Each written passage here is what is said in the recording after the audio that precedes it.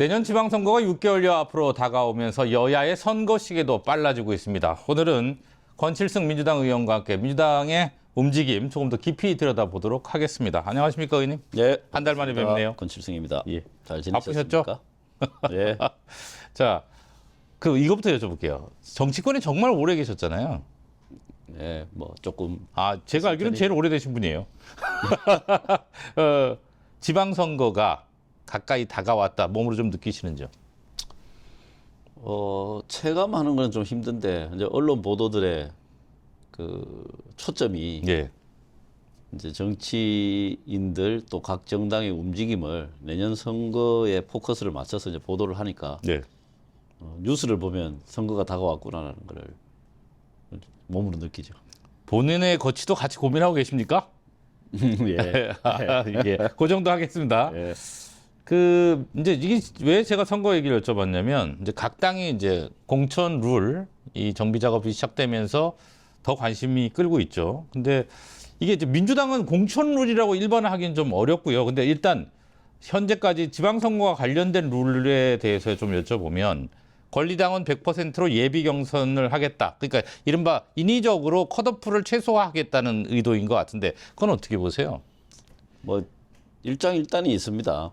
그게 요새 뭐 우리 뭐 1인 1표 이야기도 있다시피 당원들이 공직 후보자를 선출하는데 전에보다 좀 더 큰 권한을 주자라고 하는 뭐 그런 측면에서는 의미가 있고요. 그다음에 또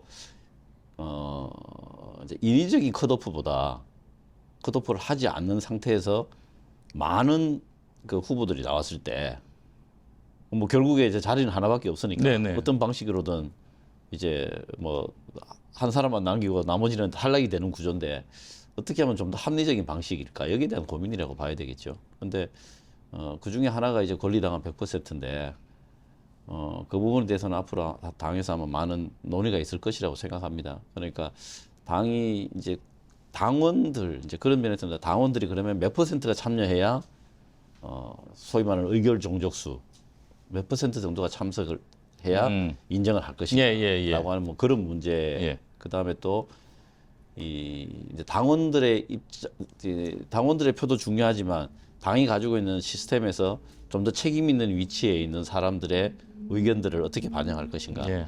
이런 것들을 좀 조화롭게 결정하는 과정들이 필요할 거라고 봅니다. 사실은 이제 매번 선거를 해보면 공천 잡음이라는 게 어느 당 할 것 없이 늘 있잖아요. 있죠. 네. 그 부분을 어떻게 보면 물리적으로 좀 최소화하는 방안이라고 봐야 할 수도 있을 것 같은데. 그렇게 볼 수 있죠. 예. 그렇게 볼 수 있는데 예. 그거는 이제 절차상에 어떻게 보면은 좀 책임 회피일 수도 있죠. 그렇죠. 예. 좀 스크린 기능을 아예 안 하는 거니까. 그렇죠. 예. 그래서 이제 책임져야 하는 그런 위치에 있는 사람들의 역할을 얼마나 민주적으로 잘 통제하면서 결과적으로도 괜찮은 후보자들을 뽑을 것인가. 이게 핵심이죠. 지금 조금 전에 말씀하셨는데 이제 1인 1표제 이게 이제 더 큰 관심입니다. 민주당 내에서는 당내에 뭐 거의 갈등 양상으로 봐야겠죠. 근데 이제 요는 대의원하고 권리당원 방금 말씀하신 그 답과 이제 연장선상에 있는 건데 모두 한 표로 하자. 그런데 이제 일각에서는 졸속이다, 뭐 준비가 안 됐다, 논의 안 됐다 이런 얘기들이 튀어나왔고 또 뭐 최근 보니까 조금 더 입장이 바뀐 것 같기도 하고 어떻게 보세요, 의원님은? 우선 지금 1인 1표제는 그 공직 후보를 뽑는 게 아닙니다. 네, 예. 당내 선거죠. 예, 당내 선거, 예. 당직 선거를 할 때 예. 어떻게 할 것인가라고 하는 것에 대한 이야기인데 기본적으로 이게 게임의 룰이죠. 예. 게임의 룰이기 때문에 명분은 다 있습니다. 예. 어떤 측면에서든 뭐 양면에서 다 명분이 있고 또 주장할 수가 있습니다. 근데 이게 결국에 유불리의 문제가 깔려 있기 때문에 네. 그게 이제 뭐 논란의 사실상 핵심적인 요소라고 생각합니다. 그리고 뭐 공천이나 전당대회 앞두고는 항상 룰을 이제 새로 정해야 되는데 네. 그 룰을 정하는 과정에서 불가피하게 나오는 부분이 좀 있습니다. 그건 뭐 민주당뿐만이 아니고 국민의힘도 다 마찬가지죠. 지금 뭐 예. 5대5를 예, 7대 3으로 가느냐. 예. 지금 제안을 해놓은 상태고 그것 때문에 저희도 이제 논란이 시작됐지 예. 않습니까? 그래서 이건 뭐 불가피하게 겪어야 되는 과정이고 얼마나 슬기롭고 효율적으로 정리를 해내느냐 그게 그 당의 실력이라고 생각합니다. 근데요, 의원님, 이게 사실 조금 무식한 질문이라서 제가 이걸 드릴까 말까 고민을 했는데 자, 제가 처음에 권리당원 100%를 먼저 여쭤봤잖아요. 이건 지방선거 경선 룰이란 말이에요. 그러니까 이건 이해가 돼요. 지방선거를 앞두고. 근데 이 타임에 같이 1인 1표제가 더 중심에 서게 되는 배경이 지방선거입니까? 아니면 이른바 8월 전당대회를 염두에 둔 겁니까?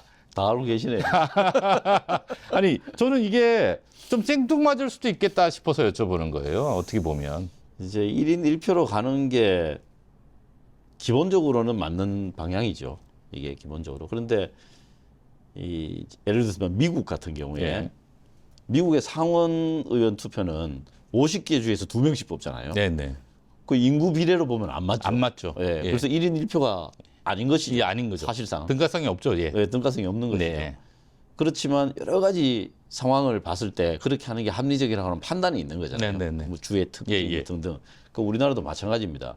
민주당 같은 경우에는 영남 지방이 취약 지역이잖아요. 그렇죠. 그 취약 지역인데 그 취약 지역에 대해서 아무런 그 대안이나 어떤 적절한 보완 장치 없이 그대로 1인 1표를 해버리면 예. 사실 그 지역의 어떤 지지자들이나 혹은 그 지역에 살고 계시는 주민들의 어떤 욕구들을 이렇게 수렴해내는 정당의 기능이 굉장히 약해질 수밖에 네. 없겠죠. 예. 예. 그래서 그런 부분들은 적절하게 보완이 돼야 된다고 보고 또 아직 뭐 정해진 게 아니니까요. 조금 아직 한 일주일 정도 남았으니까 논의사항을 좀 지켜봐 주십시오.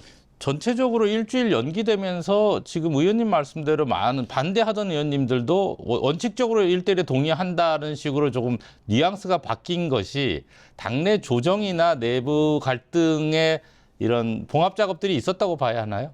아니요, 뭐 그런 건 아닌 것 같고요. 예. 기본적으로는 다 그렇습니다. 지금 과거에 뭐 한 1대 100 이상 되던 것이 예. 줄고 60, 줄어서 20 말 이렇게 예, 왔죠? 예. 줄어서 1대 지금 20 이하 예, 예. 이렇게까지 온 거 아닙니까? 예. 그래서 가는 방향은 맞습니다. 맞는데 이게 이제 갑자기 그렇게 바뀌면 정당의 그렇게 표의 등가성이라는 측면에서 보면 그게 당연하지만 그 다른 측면들 그 취약 지역에 대한 문제 그다음에 그 당의 골간 조직에서 좀 책임 있는 자리에 있는 사람들의 어떤 그런 의견들 이런 것들을 어떻게 수렴할 것인가의 문제가 남아 있는 것입니다. 당내에서는 이재명 대통령하고 뭐 정청래 대표의 관계로 푸는 해석들도 많잖아요. 그거는 이제 뭐 호사가들에게 아주 좋은 소재죠.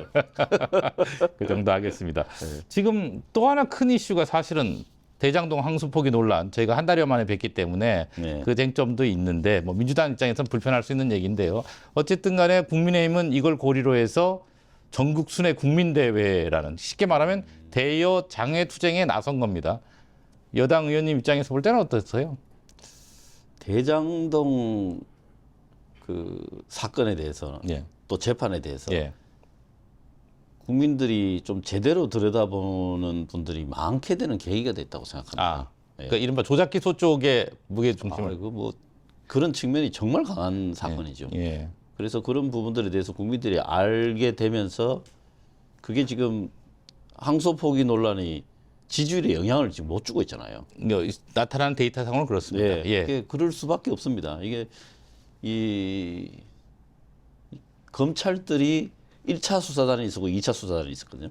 1차 수사단, 그 문재인 정부 때 1차 수사단의 수사 결과를 사실상 이번 재판부가 그대로 받아들인 겁니다. 그렇다면 그 말은 무슨 말이냐면 2차 수사단의 수사 결과에 대해서 다 배척을 한 거거든요. 특히 뭐 7,800억 예. 환수 이거는 7,800억이라고 주장하는 게 검찰밖에 없어요.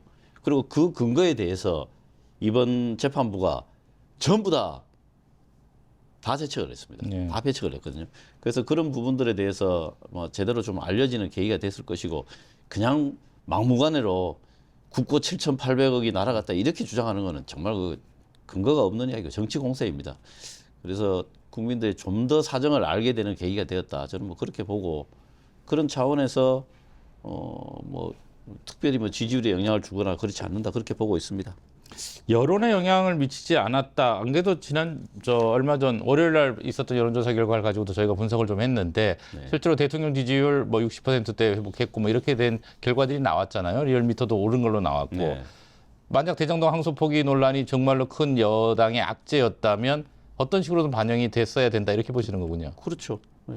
그또 물론 이제 이 대통령 외교 활동이 많은 네. 시즌이어서 예, 예. 그런 영향도 없지는 않았다고 생각을 합니다. 그렇지만 야당이 이거를 가지고 국민의힘이 이거를 가지고 장외투쟁을 하고 침소봉대를 하는 것 이 자체가 저는 야당의 지지율에 전혀 도움이 안 됐다고 봅니다.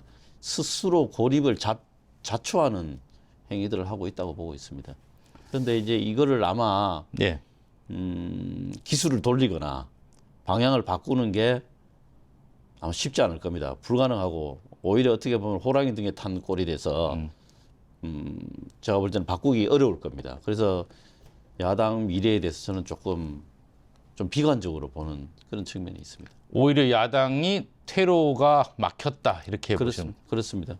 그게 지금 이제 극단적 지지자들 저는 뭐 굉장히 그 성향이 극우적이라고 보는데요. 그런 지지자들의 취향에 맞는 발언들만을 하고 그리고 지금 국민의힘의 수도권에 지역구를 둔 의원들의 예. 경우에는 대부분 다 지금의 지도부가 주장하는 것과는 완전히 다른 메시지를 지금 내고 있거든요. 예. 그 왜 그럴까요? 그 말은 특정 지역에 기울어져 있는 정치인들이 지역의 기득권을 가지고 정치를 하기 때문이라고 저는 그렇게 봅니다. 그렇기 때문에 이런 구조가 깨지거나 혹은 그런 부분들을 극복하자고 어떤 강한 어떤 기저에서 움직임이 없는 한은 국민의힘 지도부가 현재의 메시지와 정치적 그 스탠스를 유지할 거라고 봅니다. 방향을 틀기에는 역부족일 것이다. 이미 뭐 구조적으로 예. 뭐 기호지터라고 봅니다. 그 원래 없는 질문인데 여기 그걸 하나 추가로 여쭤볼게요. 네. 지금 추경호 국민의힘 의원 체포동의안 표결이 있잖아요. 그렇죠. 내일이죠. 예. 네. 가결되죠. 뭐 그렇게 예상이 됩니다. 민주당에서도 그렇게 하실 거죠. 뭐 그거 뭐 당론을 정하고 이런 바는 없는데 예. 뭐 기류는 그렇게 봐야 됩니다. 이제 그 추경호 의원의 구속 여부에 대해서 사실 관심들이 높잖아요. 네. 국민의힘 입장에서도 굉장히 곤혹스러운 문제가 될 것이고 또 결과에 따라서는 민주당 입장에서도 곤혹스러운 결과가 될 수도 있는 대목인데 그건 어떻게 좀 전망을 하세요? 아, 그건 전망하기 어렵죠. 그건 이제 법원의 이제 판단이 달린 거고 예.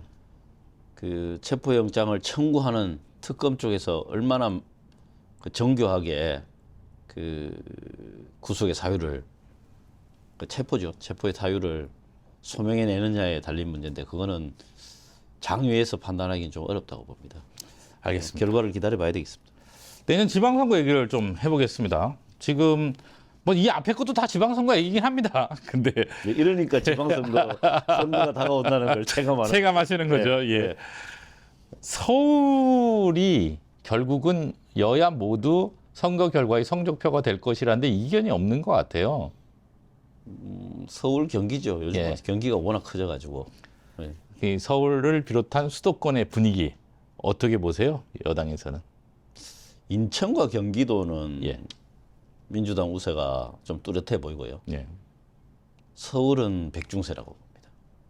지금 서울이 뭐 여당에서는 파상 공세를 펴고 있죠. 오세훈 현 시장에 대해서. 백중세라고 보시는 이유는요? 그거는 이제 여러 가지 정황을 봤을 때 그런데요. 예. 오세훈 시장이 본인이 현역이라고 하는 기본 프리미엄이 있습니다. 있죠. 예, 어디나 사실 현역 프리미엄이 있습니다. 그건 있습니다. 예, 예. 예, 기본적으로 이제 인지도가 있기 때문에 예, 예. 오세훈 시장이 그런 부분이 있고 예. 그렇지만 명태균 그 네. 사건과 관련한 여러 가지 연루설 때문에 지금 뭐 사법적인 리스크도 있고 이런 게 또 큰 마이너스죠. 그래서 이런 부분들이 좀 상쇄되는 부분이 있어서 굉장히 백중세고 그리고 정치인들끼리 이야기할 때는 서울의 기본적인 민심이 과거보다 좀 더 보수화되고 있다라고 하는 진단이 있습니다. 그러니까 그런 것도 최근에 전반적인 사회 분위기와는 별개로 서울시장 선거는 백중세 아니냐 이렇게 예상하는 사람들이 많이 있죠. 우리 의원님은 지역구가 경기도시니까 서울 얘기하기 좀 자유로우실 것 같아서 예. 그래서 누가 나옵니까? 민주당에서. 지금 뭐 다 아시잖아요. 네. 지금 뭐 공식 선언하신 분은 예. 뭐 제가 모르겠는데 예. 그 정원호 예. 성동구 성동정장. 총장, 예. 또 박주민 의원도 예. 뭐 그런 뉘앙스들이 좀 있고 예. 또 전현희 의원 예. 또 제가 봤을 때 본인은 전혀 아닌 것 같은데 예. 김민석 총리 예. 예. 뭐 이런 분들이 지금 거명이 되고 있죠. 근데 사실은 아까 앞서도 말씀드렸지만 우리 의원님이 정치 생활을 정말 오래 하셨거든요. 근데 정치 감이 있으실 텐데 김민석 총리 쪽은 선이 그어진 걸로 보는 시선이 더 강해지는 것 같고요. 시간이 지날수록. 뭐 저도 그렇게 봅니다. 그죠? 네. 그러면 그 나머지 분들이 오세훈 시장과의 경쟁력이 결국 핵심이지 않겠습니까? 그렇죠. 거기에 대해서 지금 뭐 전현희 최고위원이나 뭐 박주민 의원이나 뭐 정원호 성남구청장이나 예. 본선 경쟁력에서 당내 고민이 깊을 것 같은데 선택을 할 때 물론 뭐 그렇죠. 경선이랑 과정을 거치겠지만 그 대목은 어떻게 좀 보관이 그 있을까요? 경선 과정을 거치면서 이제 본인들의 어떤 비전이나 역량 예. 뭐 이런 것들을 이제 국민들에게 호소를 하지 않겠습니까? 예. 그런 과정에서 경쟁력을 입증해내는 후보가 될 겁니다. 특히 이제 민주당 당원 혹은 민주당 지지 성향의 사람들이 이제 예. 경선에 참여하는 것이니까 예. 그분들은 첫째 네. 경쟁력을 보고 투표할 것이다. 저는 그렇게 봅니다. 그래서 경쟁력이 가장 우수한 사람이 경선 과정을 통해서 이제 좀 더 붐업이 되겠죠. 예. 경쟁력을 더 강화하는 과정이 있을 것이고 그것을 기반으로 해서 이제 국민의힘 후보하고 하게 될 텐데 저는 뭐 백중세라고 봅니다. 오세훈 시장과 겨룰 걸로 기본적으로 보십니까? 뭐 어차피 거기도 경선해야 되니까. 그 부분이 지금 조금 지나면서 몇 가지 예. 중요한 포인트를 좀 봐야 됩니다. 예. 그 사법적 문제가 어떻게 정리가 될지 예. 그 부분을 좀 봐야 됩니다. 예를 들어서 뭐 기소라든가 뭐 이런 큰 어떤 법적 리스크가 있으면 리스크가 현실화되면 생기면 변수가 좀 되겠죠. 네. 알겠습니다. 지금 그 내년 지방선거에서 갤럽 조사 결과인데 여당 후보가 더 많이 당선되어야 한다가 야당 후보가 더 많이 당선되어야 한다는 답변보다 오차범위 밖에서 앞서는 것으로 나왔어요. 자, 이제 선거를 이제 6개월 정도 남겨두고 있는데 이 같은 흐름이 이어질 것으로 보십니까? 이건 전국적인 데이터인데. 그거는 이제 전적으로 각 당의 정치적 입장이나 메시지에 달려 있다고 보는데요. 저는 오히려 여당이 되면은 항상 이제 좀 방어를 하는 입장이잖아요. 그렇죠. 예. 근데 지금 국민의힘이 여당을 공격하는 방식이 굉장히 퇴행적입니다. 그래서 제가 이제 국민의힘이 선거에서 좀 쉽지 않겠다라고 저는 뭐 개인적으로 진단을 하는데요. 그 이유가 너무 극우적이에요. 너무 극단적이고 네. 그런 주장들을 하고 예를 들어서 뭐 내가 황교안이다 이런 주장을 하고 나오면 그 합리적인 보수파 혹은 중도파라고 자처하는 국민들이 누가 그 의견에 따르겠습니까? 뭐 도저히 그건 뭐 안 되는 거고 그건 고립을 자초하는 꼴이기 때문에 네. 그런 어떤 메시지가 계속된다면은 네. 아마 글쎄요 아마 지방선거에서 이 차이는 이런 여론조사 형태가 이제 계속된다면 이 차이는 아마 더 벌어질 것이고 좁혀질 일이 없다고 봅니다. 네. 이제 조금 다른 차원의 얘기인데 우리 의원님 뭐 대구 고향이시잖아요. 예. 정청래 대표가 취임 이후에 처음으로 이제 대구를 갔었어요. 이제 이게 뭐 취임 이후 처음 갔으니까 가는 게 당연하죠. 근데 이제 이거를 언론에서는 이제 선거와 맞붙여서 늘 판단할 수밖에 없는데 TK의 지금 말씀하신 이런 국민의힘의 이런 그 경향성을 비춰봤을 때 어느 정도 여당으로서 선전할 걸로 보세요? 예, 뭐 선전하기 쉽지 않죠. 예. 예. 예. 예, 이거 쉽지 않죠. 예. 쉽지 않고 뭐 최대한 노력하고 성의를 보이는 것, 뭐 그 이후에 특효약은 없다고 봅니다. 그게 우리가 민주당이 대구의 문턱을 두들기고 한 게 이제 오랜 세월인데, 그렇죠.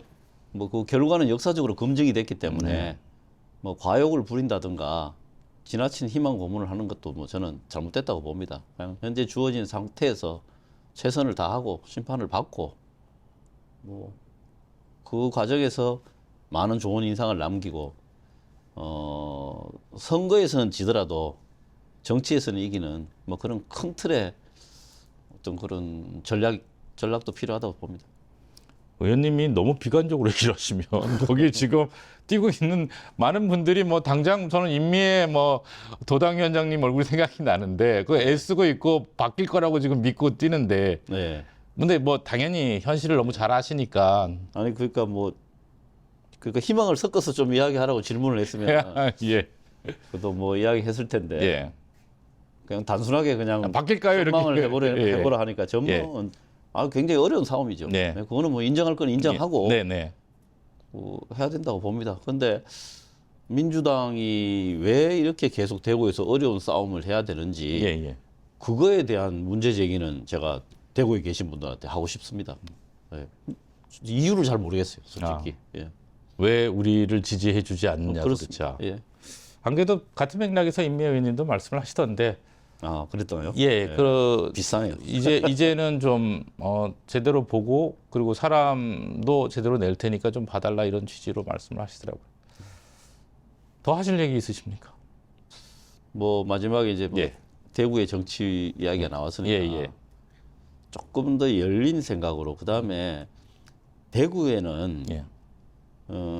지금의 그 야당 국민의힘에 대해서 쓴소리를 하거나 예. 대구의 민심에 대해서 정말 객관적인 이야기를 하는 목소리가 사실 없을 겁니다. 예. 그래서 그런 좀 마음에 거슬리는 이야기 이런 예. 것들을 듣더라도 예. 들어주셔야 됩니다. 그 언론도 그런 것들을 좀 알려야 되고요. 그런 이야기를 할 사람이 아무도 없어요. 그렇기 때문에 좀 그런 이야기를 좀 들어주시고 그런 내용으로 좀 그래도 좀 토론까지는 아니더라도 조금 새겨서 듣고 대구 내에서만 일어나고 있는 그 유통되고 있는 정보라든가 어떤 화근하는 이야기들 이런 게 전부가 아닐 수 있다라고 하는 어떤 그런 조금 열린 마음 그런 거에 대해서 조금 말씀드리고 싶었습니다. 네, 알겠습니다. 오늘 여기까지 듣겠습니다. 감사합니다. 바쁘신데 나오셔서 고맙습니다. 네, 고맙습니다.